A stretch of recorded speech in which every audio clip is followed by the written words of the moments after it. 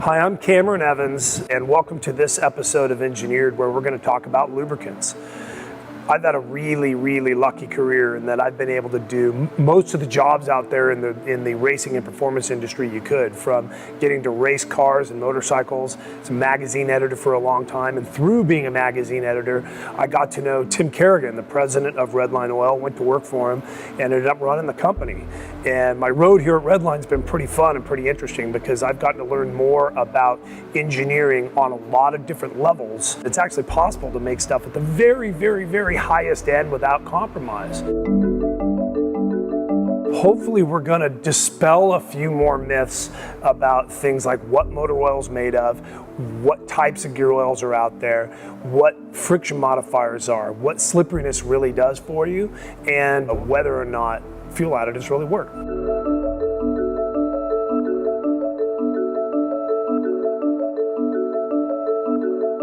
We get the question a lot why oil is important, but it's really more than just motor oil, which is the first thing that people think of. It's actually manual transmission fluids or automatic transmission fluids. It's differential fluids as well, but it's kind of easiest to explain when you look at motor oil.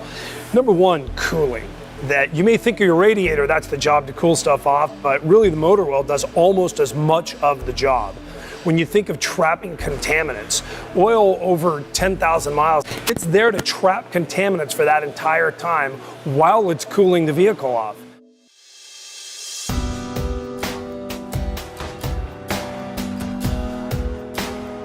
So the way motor oil base stocks are classified is actually by the API, the American Petroleum Institute. They've got it in 5 different groups. Group 1 and 2 are crude oil base. There's the petroleum base stocks that you bought for $3 or $5 a quart. The next level up is a Group 3, a hydrocrack version of that, more refined. So when we talk about refining, we talk about using pressure and temperature. We talk about a lot of separation, separating off the waxes and really getting to the parts of crude oil that could make for the best raw materials. Those Group 3s are actually getting a lot better these days too, and that's why a lot of the OEs use them as a prime base stock to keep the cost of motor oil down. Where synthetics really get going is in Group 4, polyalpha olefin, and they take off to even more performance in most of what Redline does, which is Group 5, ester-based products. And that will provide you with unbelievable opportunities to throw temperature at it, and basically it's as good as you could put in the bottle. So one thing that we look at when it comes to the difference between petroleum oil and synthetic oil is think about the range that a petroleum oil would work within. So if it's cold over here and hot over here, it actually is going to get really thin and get really thick depending on where it is. Synthetic products actually work within a much thinner range, and maybe a Group 3 might work out here. This really does represent the overall stability of the product when associated with temperature. When you think about which one of these groups do I put in my car, it really depends on cost. Now, a Group 1 or a Group 2, petroleum-based product, you're probably not going to take that to a track day. You're probably not going to stick that in your M3, right? A lot of what you're trying to find, let's say from a Group 3, is a medium price point that you can start doing longer drain intervals. Then when you start to understand the science of motor oil, you'll start to see that you probably aren't going to start wanting to stack big-time drain intervals, 10,000, 15,000 miles, unless it's probably a Group 4 and up.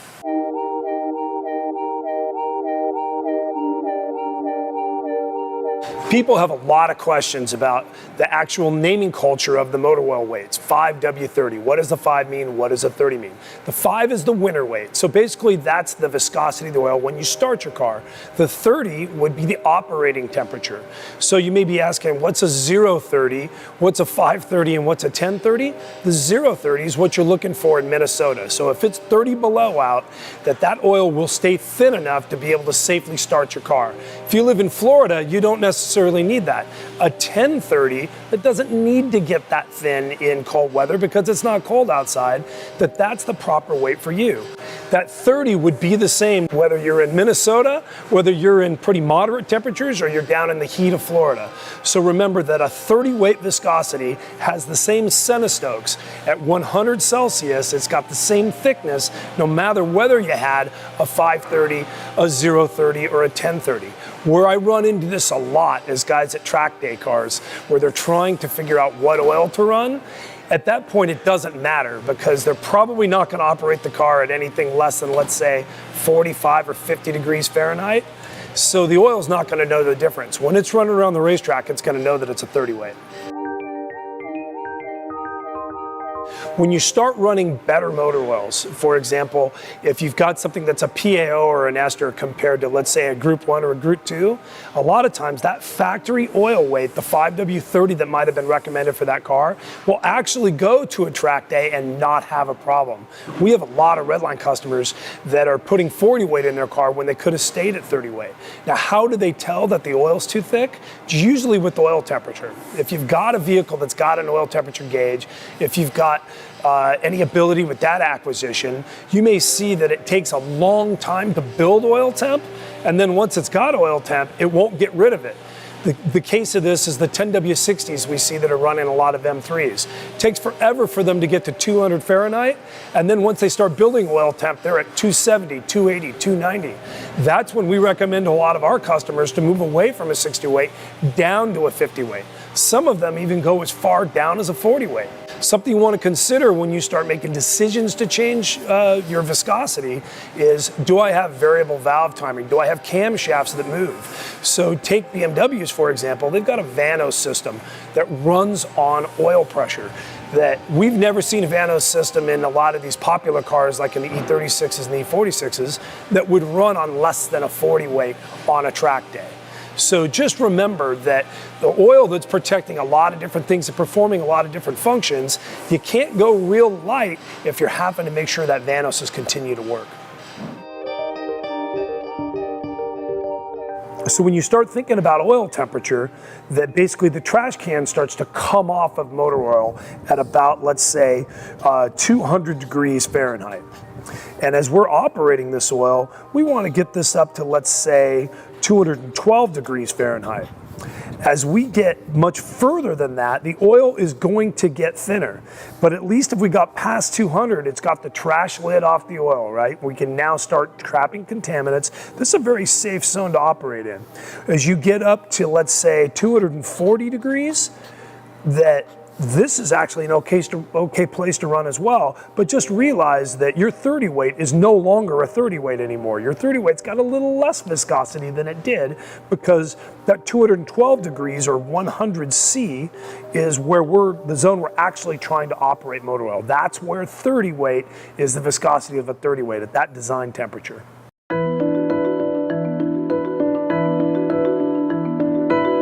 The first thing to remember about what happens to oil when it gets hot is what type of oil are you using. Conventional oil or petroleum-based oil is going to start out pretty thick and it's going to get pretty thin if you throw wild temperature swings at it. Synthetics are far more stable. When we mean stable, if you get them really cold, they don't get as thick. When you get them really hot, they don't get as thin. That's what makes synthetics perfect for performance customers, whether you go to a track day, whether you go to the drag strip. Volatility is a term we use in the motor oil business that has a big association with heat and what happens to your motor oil. So imagine getting a cheap motor oil, a Group 1 or a Group 2, so hot that it starts to evaporate off the raw materials that made it the viscosity you wanted in the first place. You don't experience that so much when you talk about PAOs and esters, but actually some of the newer motor oils that are Group 3s that the OEs are recommending for some of the performance cars, some of those Group 3s are pretty volatile. That's why we're recommending for a lot of cars that are going to better motor oils for track days, for performance activity, make sure you do it if you're going to get this thing hot.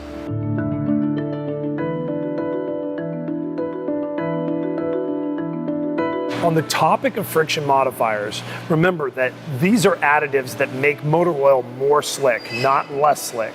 A lot of people get that confused. When it comes to motor oil, friction modifiers are fantastic. They take away not only some of the wear we would see in the engine, but it's actually what's making things slick, makes the engine more efficient. When we talk about automatic transmissions, they're also important because it's really easy with so much heat to create wear in that transmission. ATFs these days are generally slick.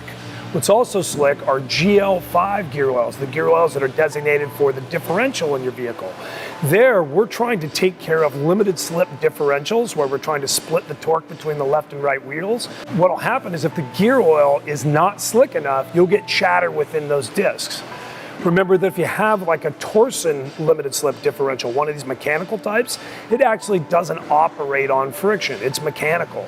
The limited slip friction modifier in a gear oil that you might use, it's actually not bad for that ring and pinion. It keeps the temperature down. So just remember, a friction modified gear oil, it's not so bad with a mechanical. It's necessary when you have a clutch type, clutch pack that you're trying to keep from chattering.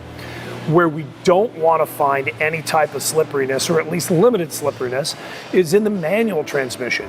So that's where GL4 oils are used by definition. A lot of people that use Redline might be using MTL or MT90 in that application. Synchronizers within that transmission, we're trying to slow them down. The synchronizers are on this cluster and they're trying to basically help you get from one gear to the next. They've got little teeth, they've also got grooves. If we can slow that operation down, we can slow them down enough where they can make a mesh and you don't get gear clash in the box.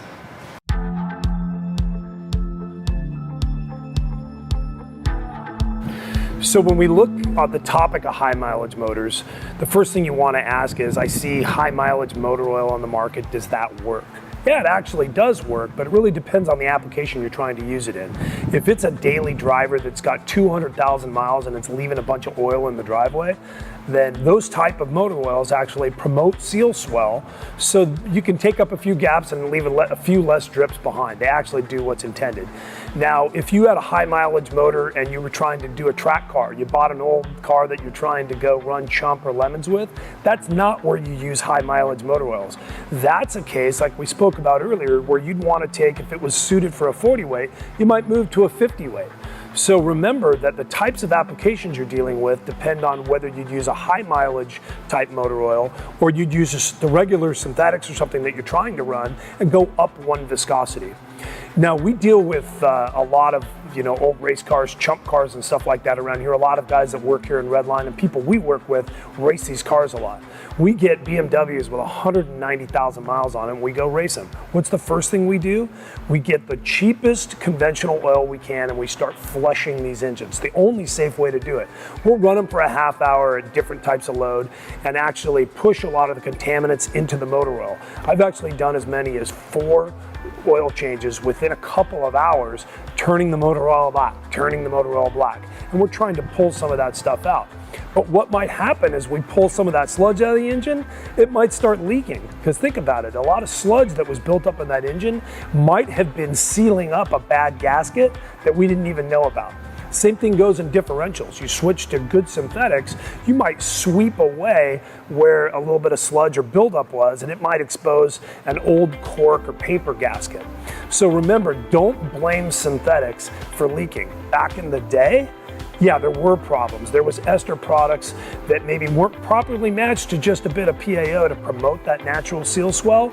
These days, the idea of synthetics leaking out everywhere, that's over, that's gone. Where it's not gone is where you might actually sweep away a contaminant and expose a bad gasket.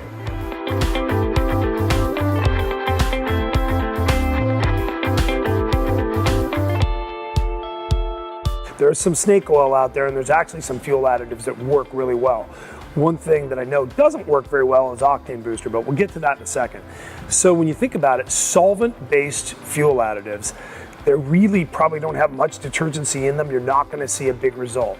Detergent-based fuel additives, you're guaranteed to see a result if you had contamination that you're trying to get rid of. Perfect example, we use pickup trucks quite a bit around here. That imagine 100,000 miles on a Chevy truck or on a Ford truck, there's quite a bit of carbon if it hasn't had very good fuel in it that could get built up in the combustion chamber, get built up on the pistons, get built up inside fuel injectors. So when you run a really good bottle of fuel cleaner, you should be able to see a full mile per gallon better, let's say in mileage improvement, than if you hadn't run one at all. That mileage improvement should continue in the next couple tanks of gas because you've basically started to return the condition of the vehicle back to what the OE wanted. If you run something that's solvent-based, it may not have the kind of intensity that would actually clear out any kind of carbon from the engine. So when we're trying to get rid of carbon inside an engine, if you take the combustion chamber, right, and you've got, let's say, valves here, and then you take the piston, which might have a little bit of a dome to it. It's not a very good drawing, but at least it's got a skirt. That this overall area that we're trying to simulate, get back to the OE equivalent. Remember that the original equipment manufacturer designed to compress this much air and fuel in one area. Well, if we've got it filled up with carbon, then that means basically we've turned our 9-to-1 engine into a 10-to-1 engine or a 9.5-to-1 engine. We're trying to get this engine back to original equipment specifications. That's where fuel additives remove carbon and get the thing back to its original performing capability. One point I want to make is that the fuel that's on the market now that you get at the pump, if you buy a top tier fuel, if you're constantly buying good fuel from the time the vehicle's new, that the treatment of that fuel with detergent is actually pretty good. That you'll get an OE level quality of cleanliness throughout the life of that vehicle.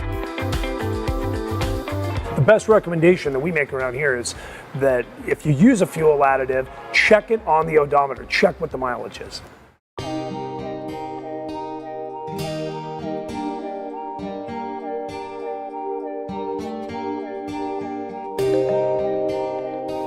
There is absolutely no doubt that you can control the wear in an engine with better motor oil. It seems like such a simple question, but really when you look at the price point from some of the more simple petroleum conventional based oils up to the top line synthetic oils, the difference you would see from the beginning of an engine's life to the end of its life is significant.